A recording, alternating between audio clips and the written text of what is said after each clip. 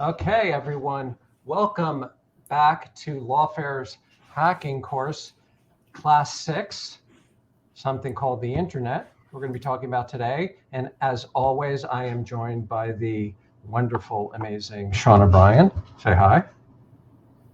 Hey guys. Hey.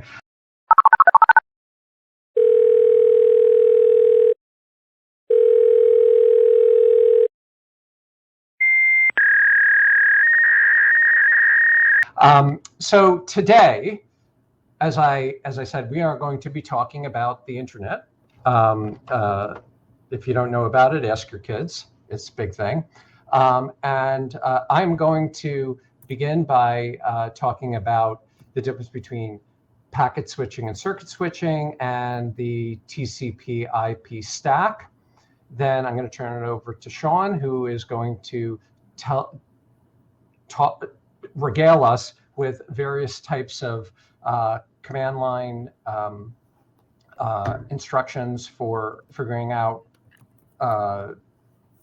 IP addresses, and then turn it back to me. I'm going to talk about Wireshark, and then Sean's going to walk us through Nmap and attacker in the middle hack, because we always have to end with an attack. Okay, so let me begin by talking about the two basic ways in which multiple devices communicate over networks. One is often called circuit switching. The other one is called packet switching. Okay, so let's begin with circuit switching. So the paradigmatic example of circuit switching is the old-time telephone system. If you remember from old-time, movies, if you wanted to call, let's say, George Bailey, you would first call the operator and you'd say, "Hi, Marge, can I speak to George Bailey?" The operator would take a wire and then stick it into a socket. Now, just remember that word socket, because it's going to come up again when we talk about the internet analog. So on one end of the wire is you, and when it gets stuck into the George Bailey socket. Now, if you remember from using telephones, it took some time for the circuit to be connected. But once you had the circuit, once the other person picked up, that circuit was yours. And if somebody else tried to call, they would get something called a busy signal. And what that showed was an important thing about circuit switching and about the telephone system at the time, which is it had upsides and downsides. The upsides was that circuit was yours. You had it dedicated to you, and because of that, your communication was very reliable. The downside was the busy signal. Yes, it was dedicated to you and very reliable, but it was kind of inefficient. It was inefficient because I think the statistic that's often used is that in conversations, roughly 90% of the bandwidth is dead air. Conversations are what's known as bursty. If you're using the circuit, most of that bandwidth goes to waste. On the other hand, it's very reliable. It's up to you. Same thing about a file transfer. If you transfer something, if you want to transfer a file, that's also very bursty. So if you're transferring it over a circuit, you're going to be wasting a lot of the bandwidth. Okay. Now the opposite, not the opposite, but the contrasting model is known as packet switching. You take whatever you want to transfer. Let's say it's a conversation, email, file, web page, and what you do is you chop it up into pieces, okay, generically called packets. and then you send it out to its destination. But unlike circuit switching, you don't know the exact route that those packets are going to take, and they can take multiple paths. So you can see in the diagram here, when the packets go to switch 1, switch 1 sends packets 1 and 2 to switch 4, but sends packets 3 to 4 to switch 3, and they take different routes to get to terminal 2, their destination. Now, what's good about packet switching? Well, on the one hand, it's really efficient, and it's efficient because to the extent that it can, the bandwidth is being used. Because if there is congestion, let's say, at a later switch, let's use the term for the internet term, router, what's going to happen is that the router is going to redirect those packets to another router which has less traffic. So think about, you're in your car and you're using Google Maps, and there's traffic, and it recalculates to route you around that congestion. So it's really, really efficient by using all of the available capacity, all the available bandwidth. The downside is that it's not super duper reliable. First of all, packets can get lost. They can kind of go in circles. They can get corrupted. They can come out of order. They can arrive at terminal 2 in the order of 3, 2, 4, 1, or 3, 2, 4, and then 1 just gets lost. The way in which packet switching deals with this is through resilience. So if a packet gets lost, you send that packet again. And if things come out of order, the destination will go take the 3, 2, 4, 1 and make it 1, 2, 3, 4. Okay, so you have these upsides and downsides to circuit switching and packet switching. Now, in the internet model is a packet switching model, because what the internet is trying to do is it's trying to maximize the available capacity that's available. And that's why we can send all this information over the internet, because the routers are constantly trying to find spare capacity to send the packets. Okay, now let me turn to the particular protocols that run packet switching on the internet, and they are known as TCP/IP, TCP Transmission Control Protocol. I might have said Transport Control Protocol in other classes, so forgive me. It's Transmission Control Protocol, and IP stands for Internet Protocol. And remember, protocols are the rules used for communication on the internet. Okay. What's really interesting, and what we're going to talk about a lot more this class, is what's known as packet encapsulation. The way in which packets are put into multiple kinds of envelopes which have different information on them.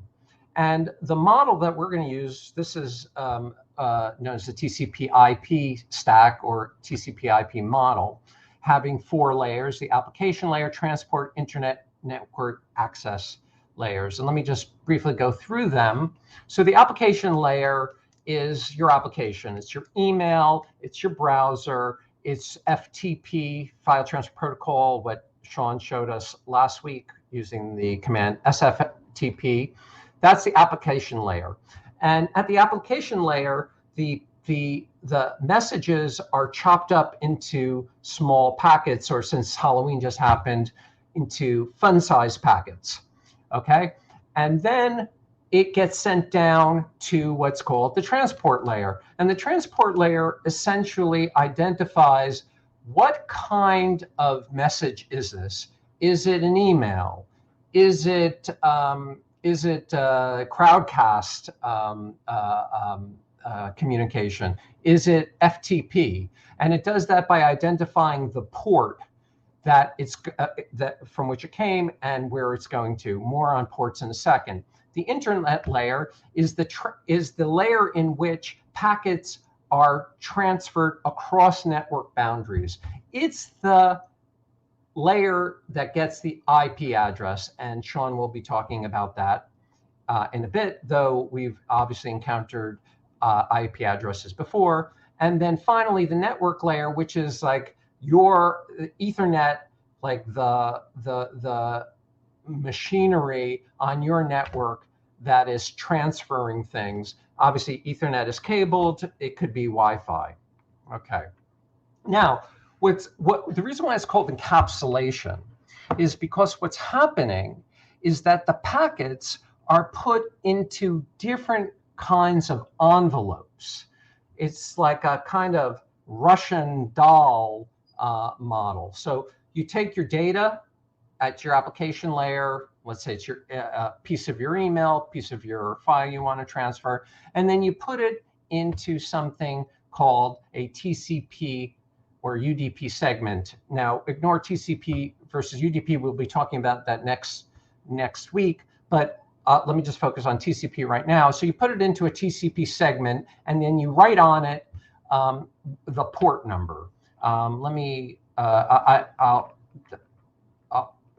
these are the port numbers that are standard port numbers for the internet. So the ones that are great interest to us are Secure Shell SSH, which is port 22, Telnet, which is port 23, SMTP, which is 25, Hypertext Transfer Protocol. This is unencrypted web traffic.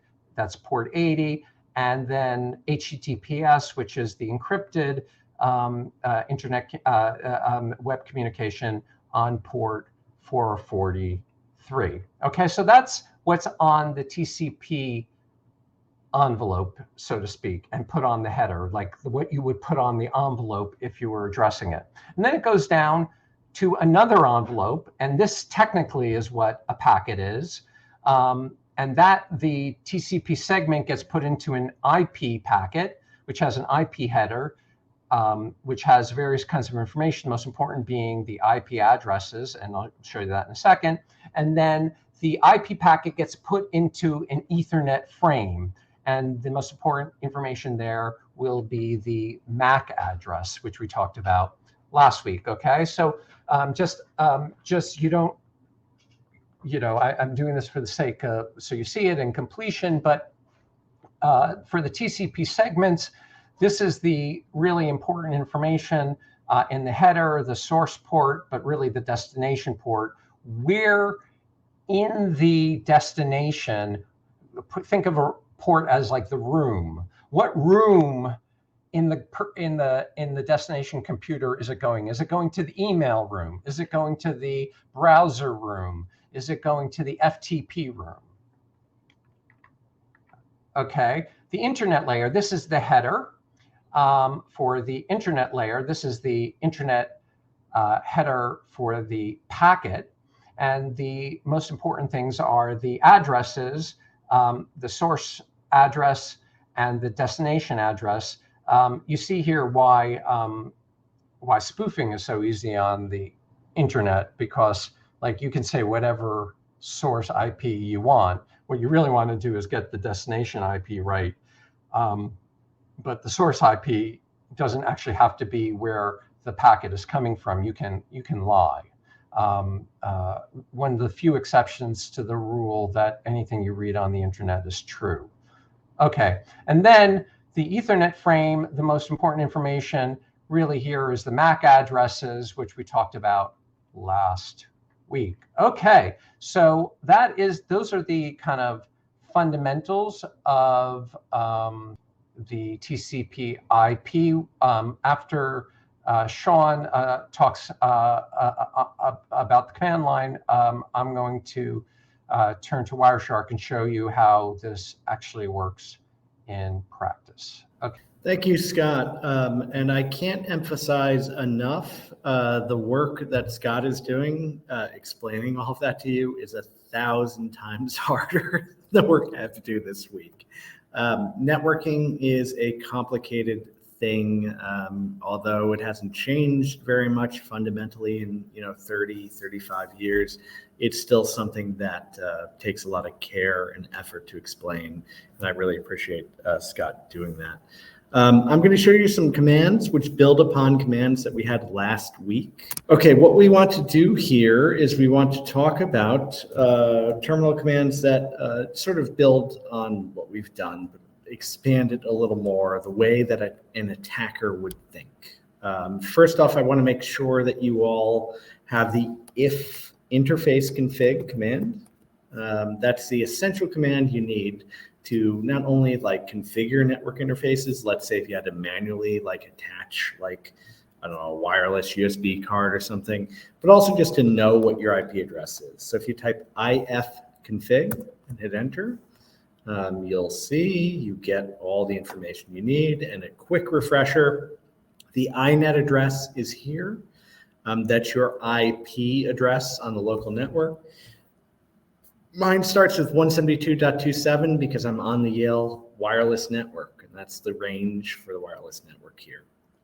Ignore for now the Internet 6 address. We're not going to use that in this class, but you're welcome to read about it. It's very interesting and important. Basically, there's too many devices on the internet, so you need a new way to use addresses. And then very confusingly, unfortunately, this thing that's called Ether here is your MAC address. It's your hardware address, your media access control address that we talked about, and we changed last class with MAC changer. That's the address tied to your wireless card. LO is your loopback address or your local host address. That's 127.0.0.1. That will be important for you, from a diagnostic standpoint, as a hacker, to know exactly what you're exposing to the world, and also from a defensive standpoint if you're just trying to keep your machine clean. Okay. So if you don't have those tools, make sure you install them. We've had a couple folks ask about that. This command, sudo apt-get install net-tools, will give you that ifconfig tool. So make sure you know that. But most of you should be there already. And let's dig into the fun stuff. All right, now imagine we're on the internet. Of course we are. And we want to talk to a website to make sure that it's just up. The tool that you use for that, that's the most simple thing you could possibly use, is something called ping. And those of you who've been gamers or used IRC and clients, especially in the 90s, will be aware of sort of the common usage of the word ping. Ping just means, hey, we send a few packets, those packets that Scott was talking about, to a website and see if it's up. Now that could either be a domain, like I'm going to use here, lawfareblog.com, or it could be an IP address, a series of 4 numbers, dots between them. I hit enter, and this will run forever, assuming the site's up. If the site was down, it would give me an error, and it would tell me that the site's down.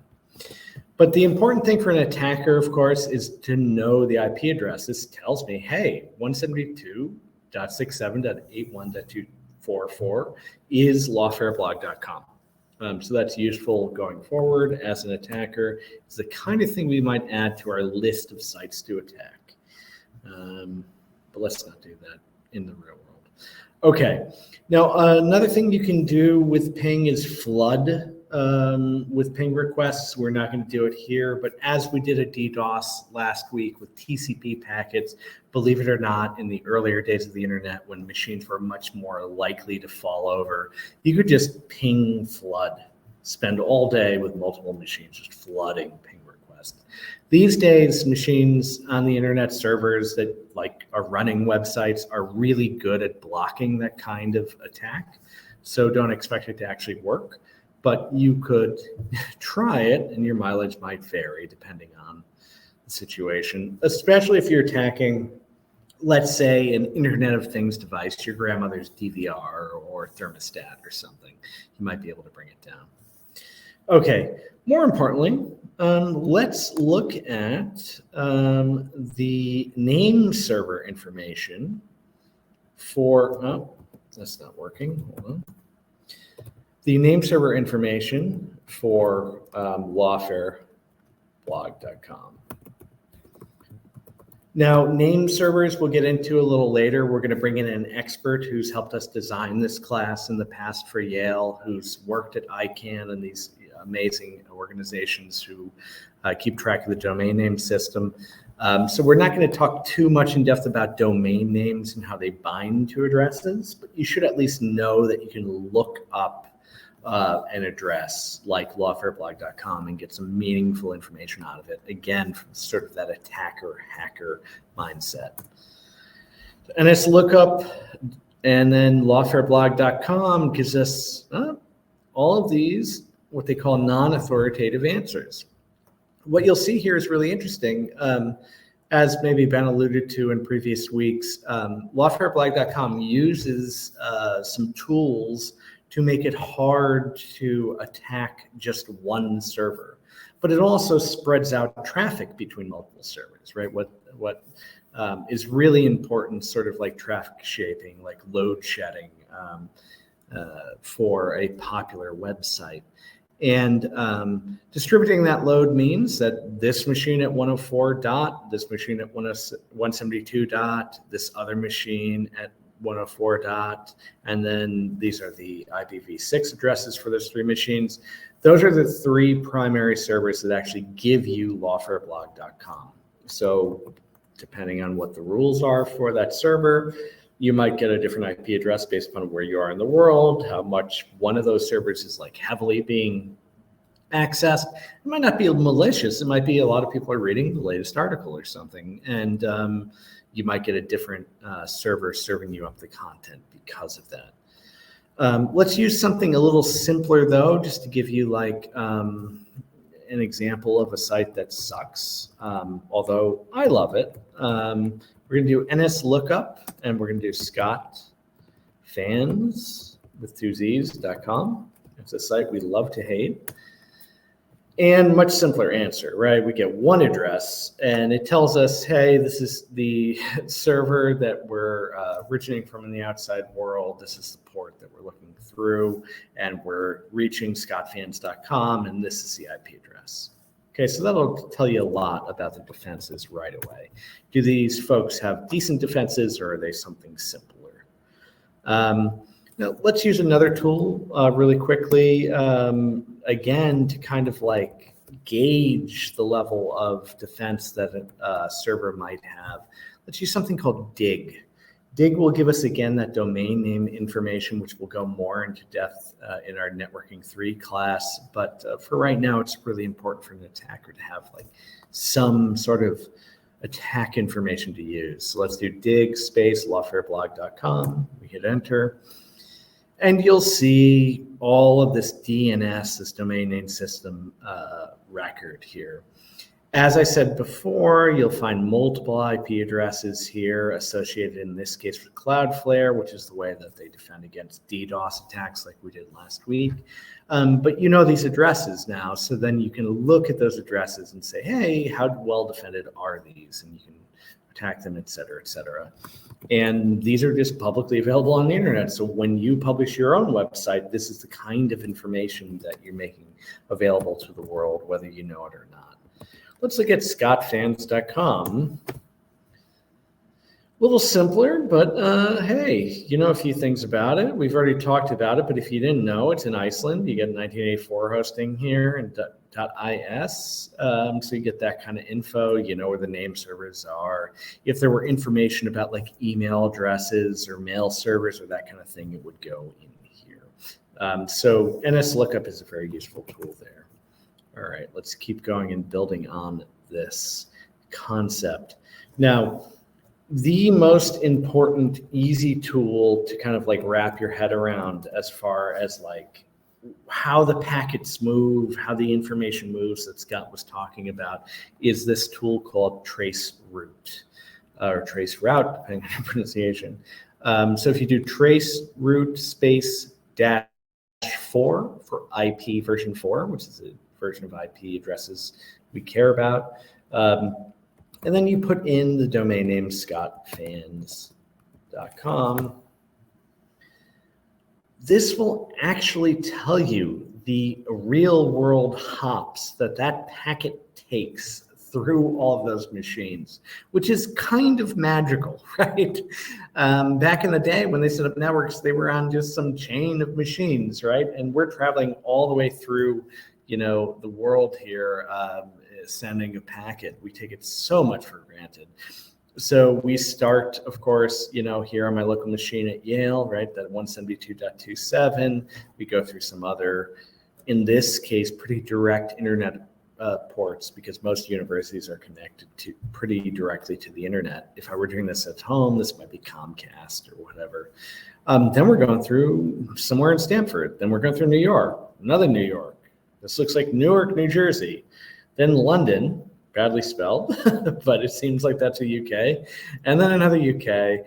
And then eventually we end up in Iceland, this .is address, right?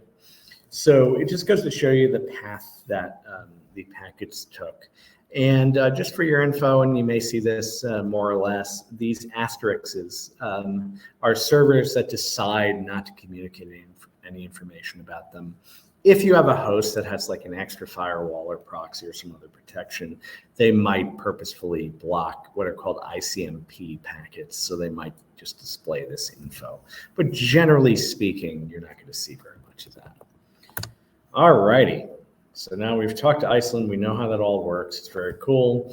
The other thing I will just very quickly say is if you do the same command and you just do it with the -n hook here, then you'll see you get just the IP addresses and not very much info otherwise. And sometimes that'll give you a little more info than trying it with the normal command because you're using domains. Okay, now let's look at some other things an attacker might care about. Let's look at ports which might be open. We're going to use a tool called netstat here. Yeah, you know what? We will actually do what the terminal is trying to tell me to do, and we're going to pipe it to a file. So we're going to use netstat space -l space, and then a forward bracket space.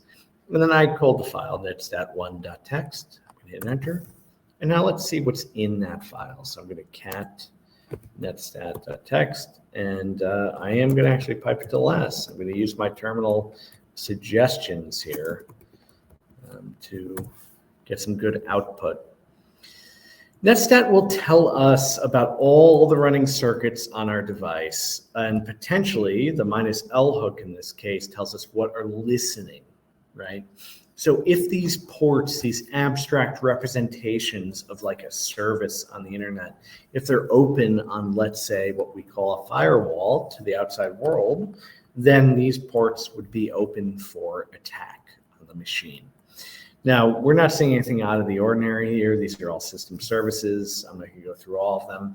But on a server that has, for example, port 80 open, which we'll explore in a second, you're going to see there's problems. When you do your hacks, we will show you how to attack a vulnerable machine, Metasploitable, and that machine will purposefully have a ton of ports open and a ton of services running so that you can attack them, which is great.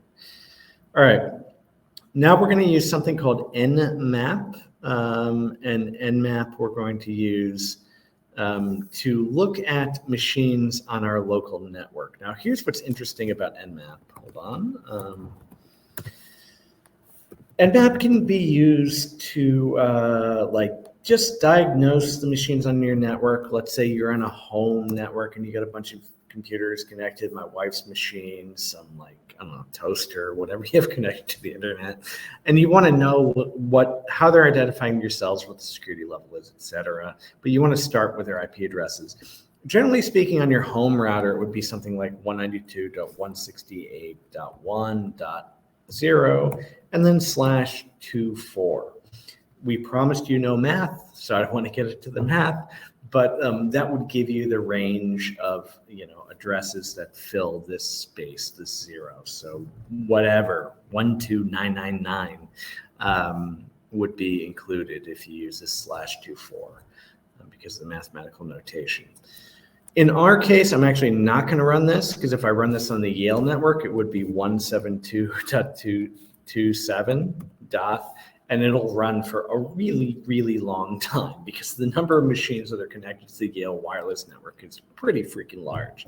So we're not going to do it, but I would get a list of all the machines connected and know that they exist, and I get their IP addresses. So you could just map the network you're on. I've used this in the past. For example, when I go to a new Wi-Fi network in like a space I'm not used to, and I want to know what's going on from a security standpoint, how many machines they have connected, I can map the network. Okay, but let's map my network. So we're going to do if config. We're going to say, hey, what's our IP address, our INET address? Mine in this case is 172.27.160.71. You can copy that like I just did, or not. And then you're going to do an nmap on that. So nmap and then that address, which I will just paste in. Oh, as you noticed, I left out the 1.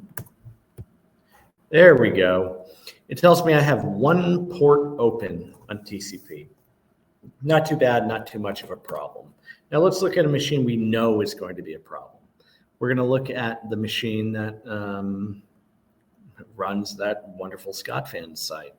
And this time we're actually going to try to look specifically to see if port 80 is available and if it's vulnerable. So I'm going to use the command nmap -p, which is port, and then port 80, which is that web port.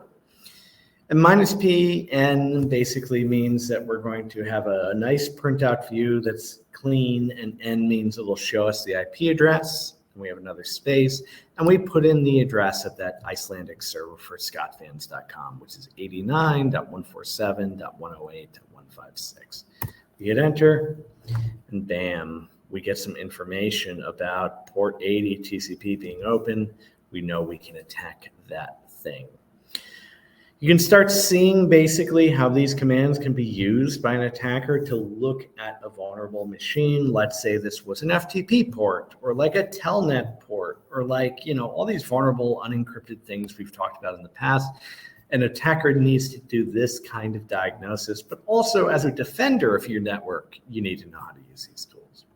Okay, so that's pretty much it on this front. We'll do the attacker in the middle attack and talk more about packets when I come back to you a little later, but let's have Scott basically do the front end explainer on all that sort of set the scenery, please.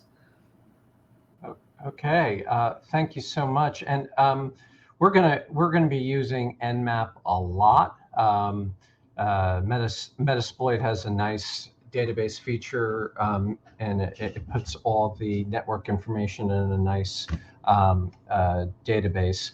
So I just want to mention one thing. I had talked about the in the switchboard, the socket. It's where you stick the plug-in. By the way, the combination of an IP address and a port is known as a socket.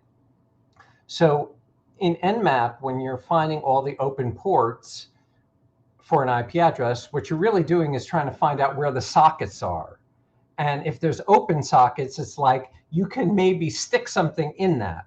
And that's what you're looking for. You're looking for something that is attackable. So nmap is going to be incredibly important. So thanks so much, Sean, for walking us through all that stuff. I'm going to, I love nmap.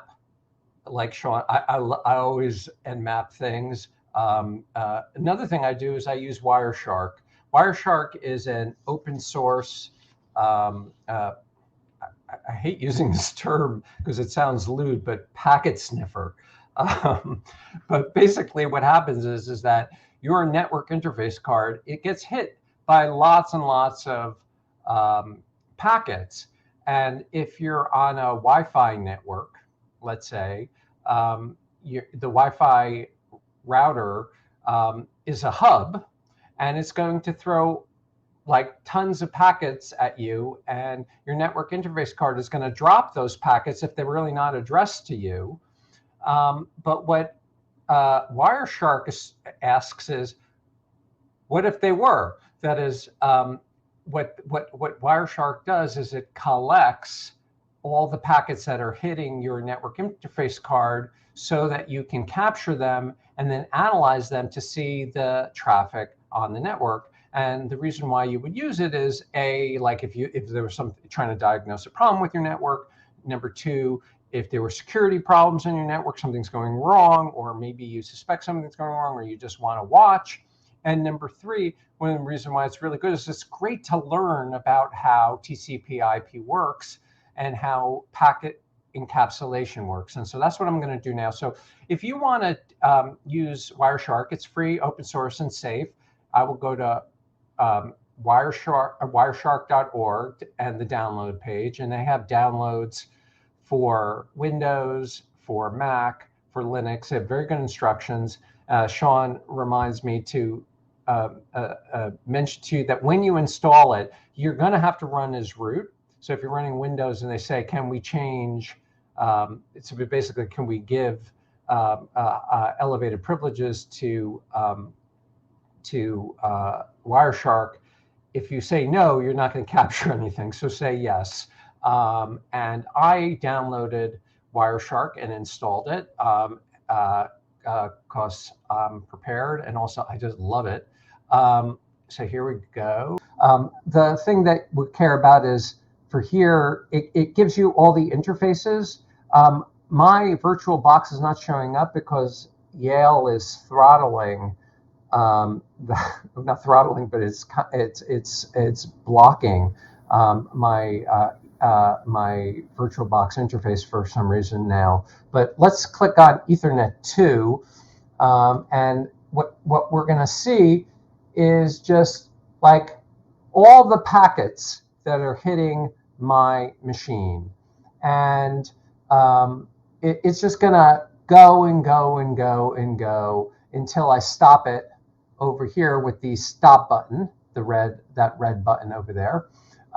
Now, one of the things, let me lower this so you can kind of see it. These are all the packets, and to make this a little easier to read, I like to go to the view menu, the drop-down menu, and you see here in the name resolution, I personally like to resolve my network addresses. So instead of getting IP addresses, it'll tell me the domain or the computer that I'm accessing. So I'm going to click on that.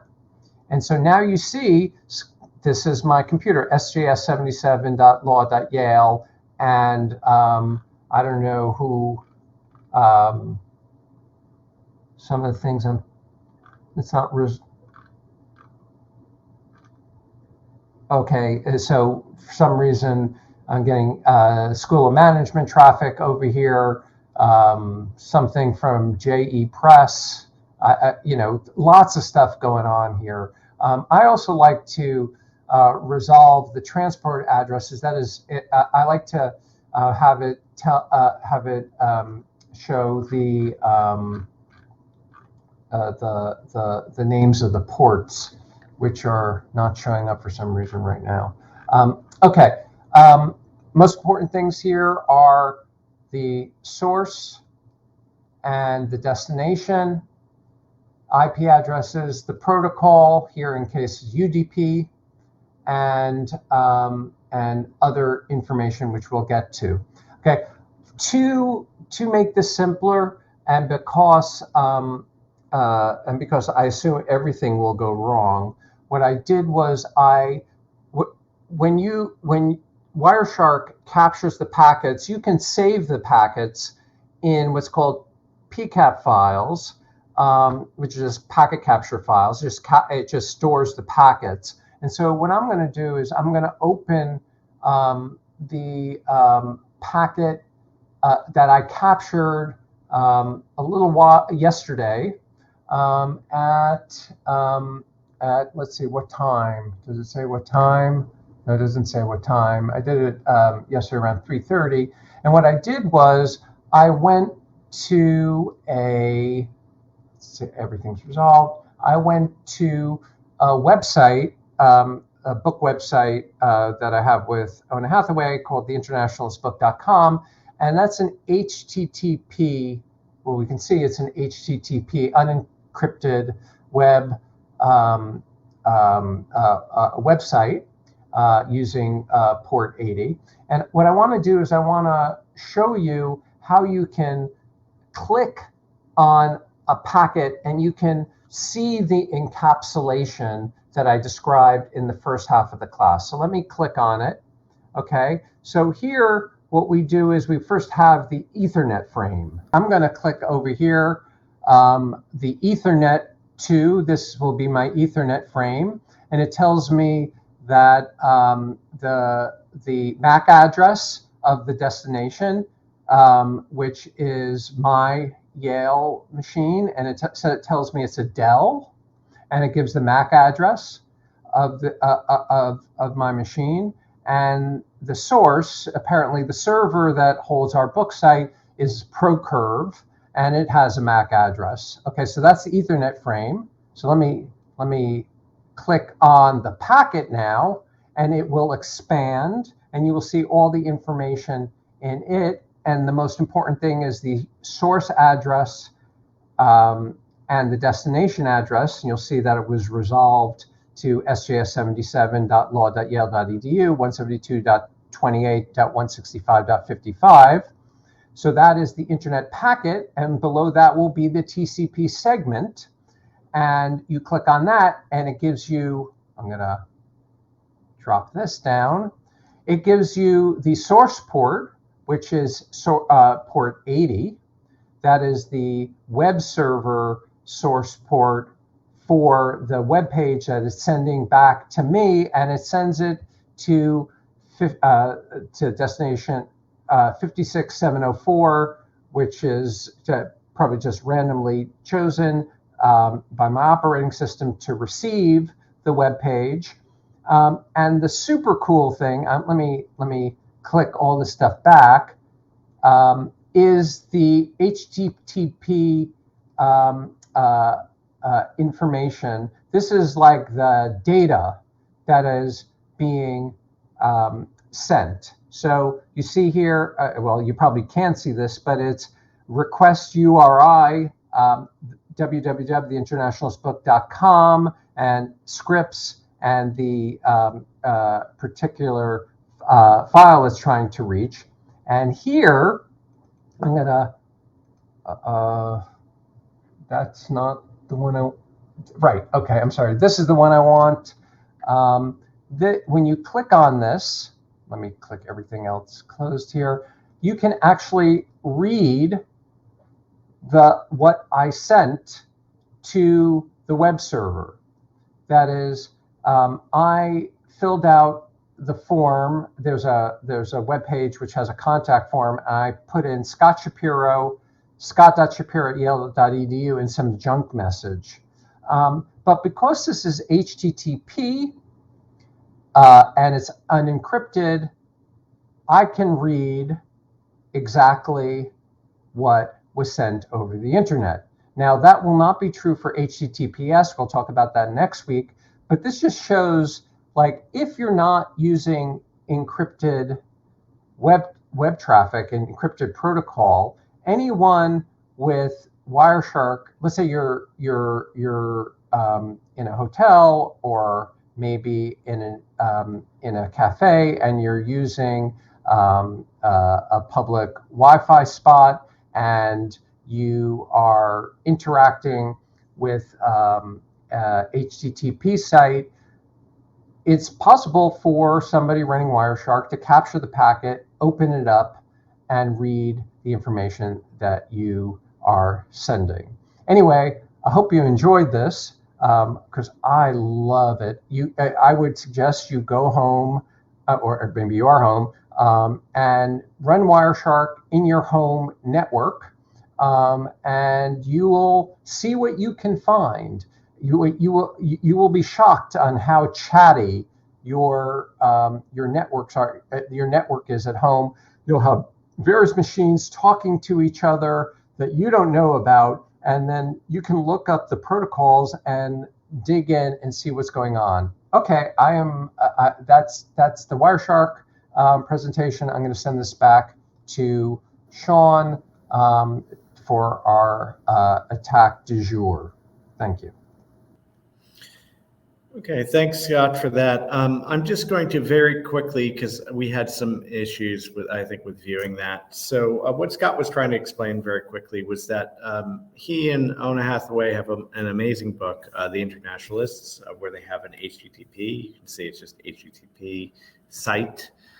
If you open this thing called Wireshark, which is in your menu here, number 9, and then Wireshark, and then you look up, for example, HTTP packets, you will find that it's sending a lot of information through.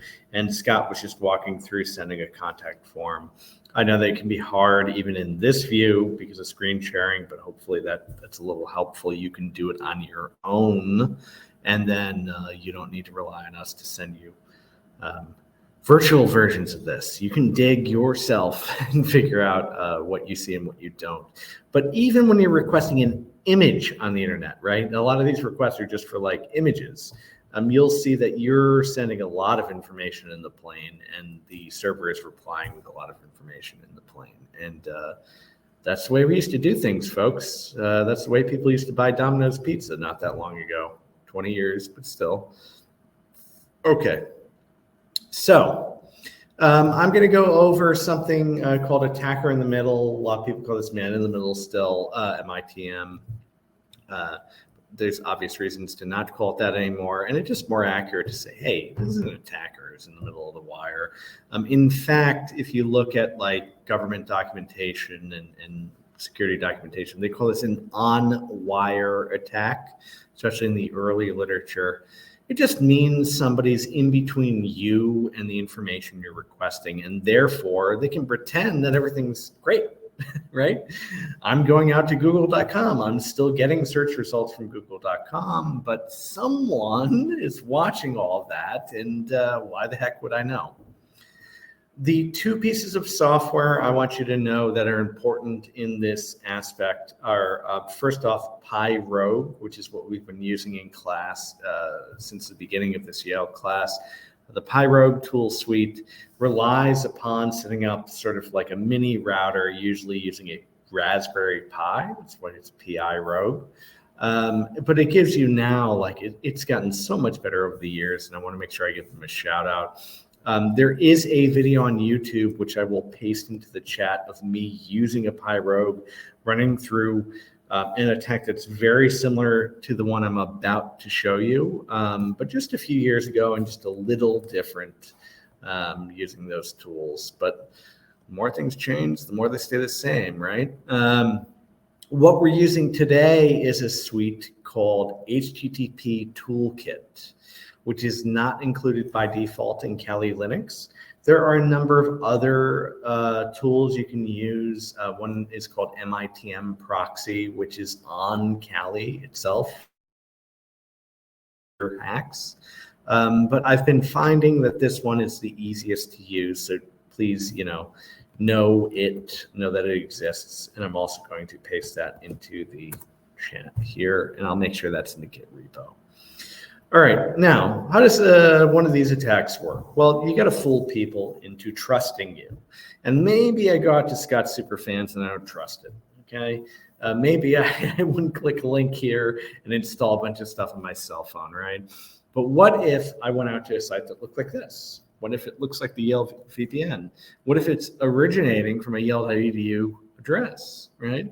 And now it's got instructions. It looks like the kind of thing I would trust. I went to a conference, I'm connecting to this thing.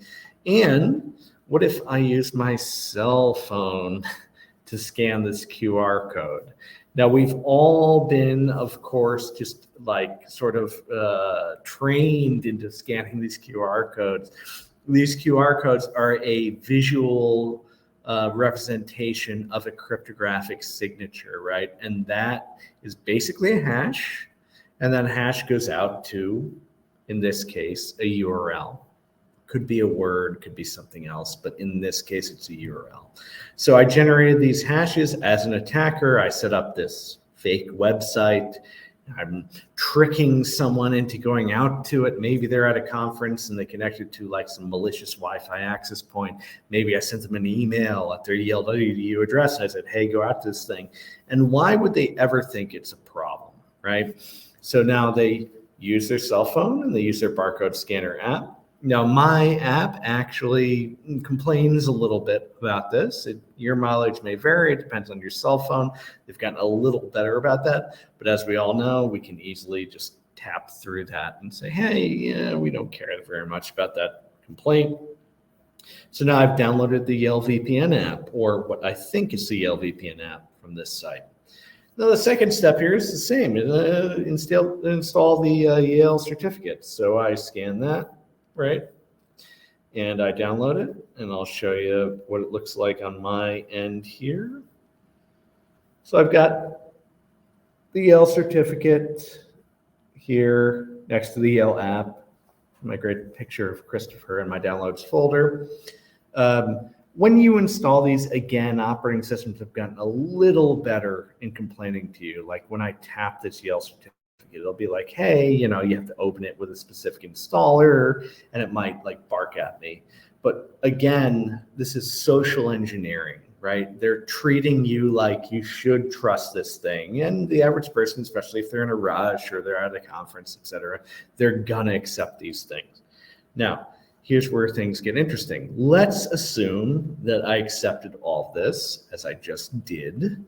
What happens here? Well, an attacker can run one of these attacks, and already it's grabbing traffic from me, by the way. And they can just basically grab everything that is entered into my device as input. So not just, as you see, there's some input coming in, not just the websites I visit, but also the input I put into those websites. So I'm going to go out to twitter.com, and you'll see as I type this in, if I can, here we go. It starts filling in, right? That's my traffic coming through in the plane, very much like the Wireshark view that Scott just showed you. But a little different, a little more meant for an attacker in this case, and very simplified, right? It tells you a lot of information about my device.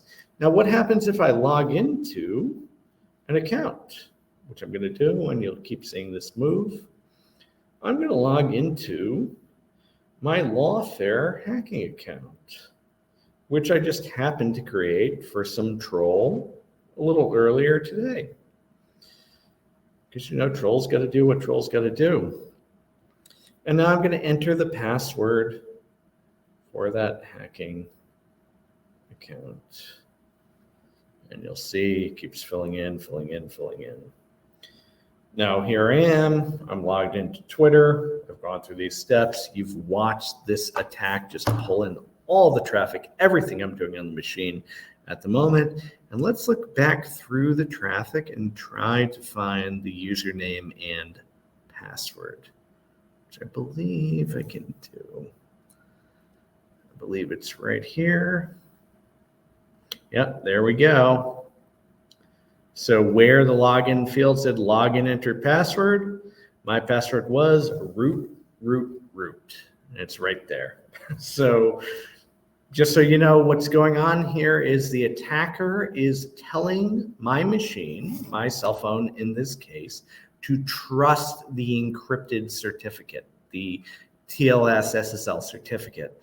And because I trust it as the certificate authority, right? I've said, hey, I'm on the Yale VPN. Why wouldn't I trust this thing? Now, everything I do is just scooped up, unencrypted in the plane as an intermediary, and Twitter doesn't know. They have no way of knowing. They have no way of defending against this attack. The only way that you can defend against this attack is by yourself on your end device.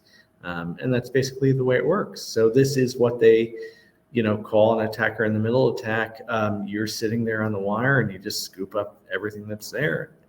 Don't go to a coffee shop and connect to the Wi-Fi and just assume everything's good with certificates and just like enter in your banking credentials. This is exactly why. If someone sat on the wire, they could watch this stuff literally in real time, just like I'm doing. Okay, cool. That's pretty much it, Scott. That's all there is to show on that one, and it's a pretty big one for self-defense. Yeah, I mean, you when you go to places like when you go to conferences like DEF CON, Black Hat, all those kind of things, you look for kind of Wi-Fi hotspots. You see a billion, and like DEF CON 1, DEF CON, like DEF CON like spelled funnily, like there's so many jokers there who are trying to attacker in the middle you. And then when you if you get pwned, then they put you on the wall. What's it, the wall of sheep, I think you call it. So it's actually a pretty devastating attack. And so you might want to think about that for your hack at the end of the course. Okay. Thank you, everyone. Thank you, Sean. Thank you, Ben.